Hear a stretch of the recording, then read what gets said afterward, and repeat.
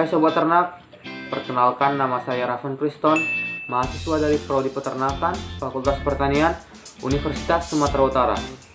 Pada kesempatan kali ini, saya akan menjelaskan tentang organ-organ apa saja yang terdapat pada ternak unggas, yaitu ayam, dan jenis-jenis bulu pada unggas. Mau tahu apa saja? Simak videonya ya. Yang pertama itu ada paruh atau rostrum yang terdiri dari maksila dan mandibula. Mulut ini fungsinya untuk memasukkan makanan yang akan dicerna oleh unggas tersebut dan akan menuju ke esofagus. Yang kedua itu ada cavum oris atau rongga mulut menghubungkan mulut dan hidung. Jadi antara mulut dan hidung itu ada rongga di dalam maksila di unggas tersebut. Ini. Yang selanjutnya di sini ada rongga hidung yang berfungsi untuk bernapas.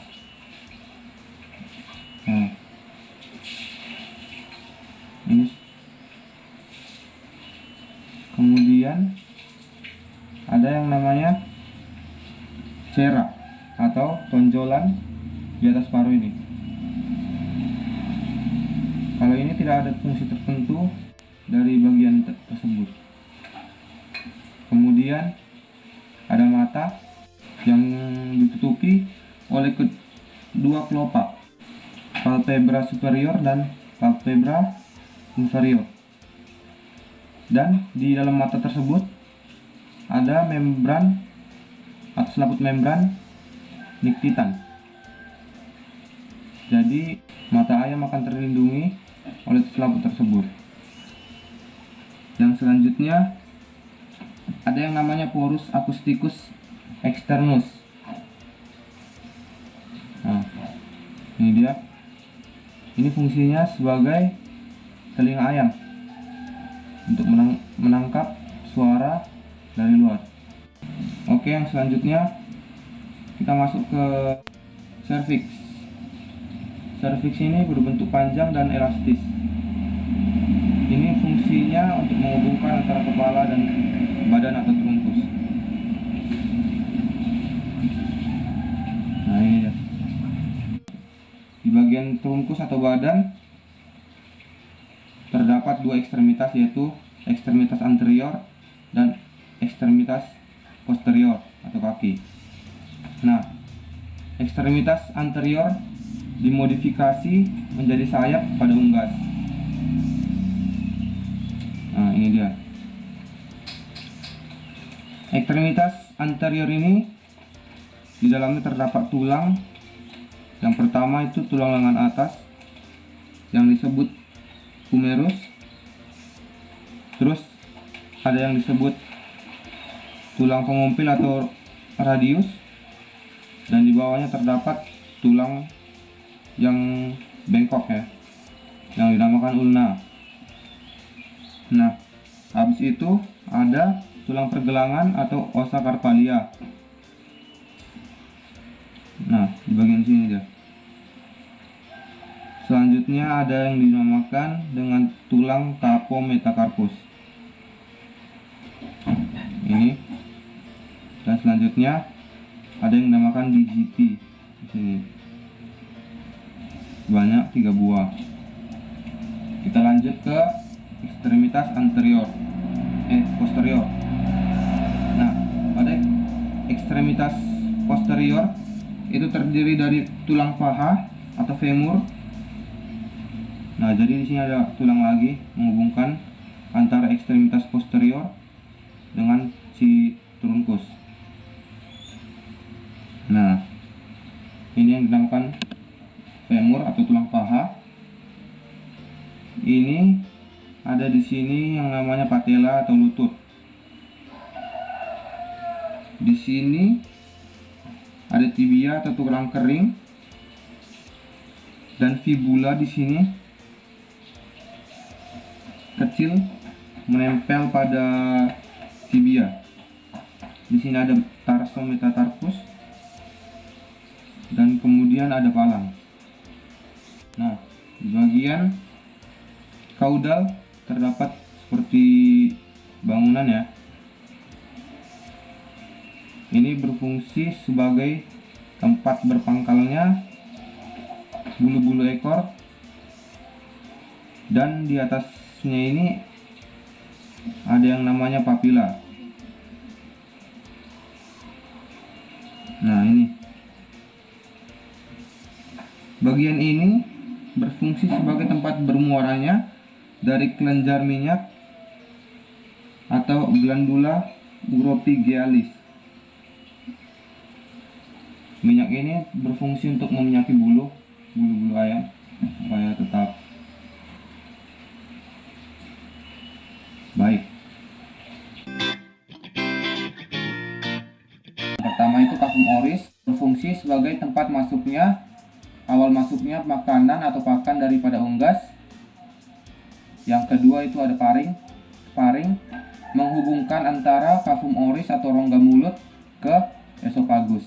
Nah, yang ketiga itu ada esofagus. Esofagus merupakan saluran dari paring menuju ke crop. Nah, jadi fungsi si esofagus ini menyalurkan makanan dari paring dan kafum oris ke crop. Yang keempat itu ada crop atau tembolok. Tembolok berfungsi sebagai tempat penyimpanan sementara daripada pakan yang dimakan oleh unggas. Setelah dari crop, makanan akan menuju proventriculus. Nah, proventriculus ini tempat mengeluarkan asam klorida atau HCl dan pepsinogen yang akan mencampur bahan makanan. Nah, setelah itu ada gizzard atau ventriculus. Nah, jadi makanan-makanan tadi yang sudah dicampur oleh HCl dan enzim pepsinogen di proventriculus akan digiling di gizzard. Nah, jadi di gizzard ini tempatnya penggilingan makanan dan meremas makanan. Selanjutnya itu ada duodenum, yaitu usus 12 jari, yang dimana usus halus duodenum tersebut tempat pemecahan nutrien secara enzimatis dan terjadinya penyerapan hasil pemecahan enzimatis daripada pakan.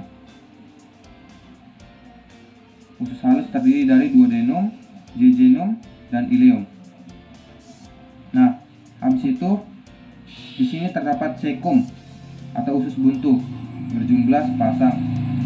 Ini merupakan pembatas antara usus halus dengan usus besar atau intestinum crassum. Nah, selanjutnya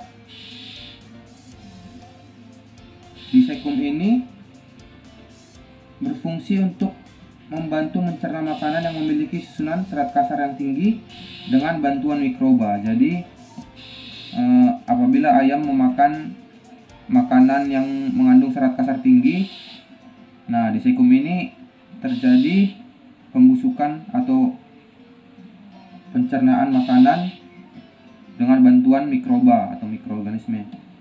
Selanjutnya ada intestinum crassum. Intestinum crassum ini berfungsi mereabsorpsi air dan mengatur menyeimbangkan air dalam tubuh. Nah, selanjutnya ada rectum, fungsinya sama intestinum crassum tadi, yaitu reabsorpsi air. Nah, kemudian ada kloaka. Kloaka ini berfungsi sebagai tempat mengeluarkan sisa digesti maupun sel gamet daripada unggas.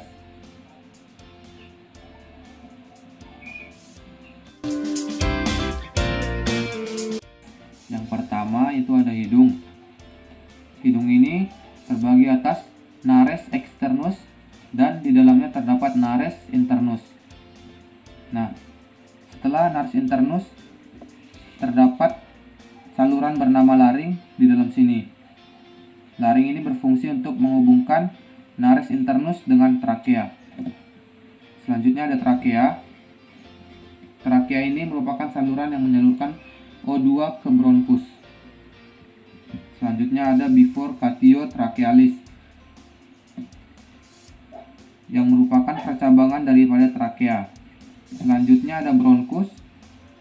Bronkus berfungsi untuk memastikan kualitas udara yang masuk. Selanjutnya ada bronchiolus. Bronchiolus ini. Bronchiolus berfungsi untuk mengontrol udara yang masuk dan keluar. Nah, jadi udara yang keluar dari paru-paru maupun yang masuk akan dikontrol oleh bronchiolus. Selanjutnya ada pulmo atau paru-paru. Pulmo ini berfungsi sebagai pengubah O2 menjadi CO2. Yang selanjutnya akan dikeluarkan kembali melalui bronchiolus, bronkus, trakea, laring, nares internus dan nares externus. Begitulah siklusnya.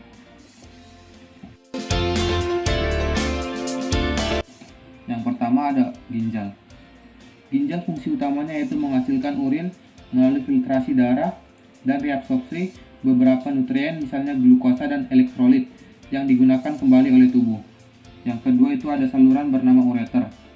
Nah, ureter ini berfungsi menyalurkan urin menuju kloaka. Nah, selanjutnya ada kloaka, yaitu tempat pengeluaran sekreta. Oke, selanjutnya ada paru-paru atau pulmo. Paru-paru berfungsi untuk mengeluarkan zat sisa metabolisme berupa CO2 dan H2O.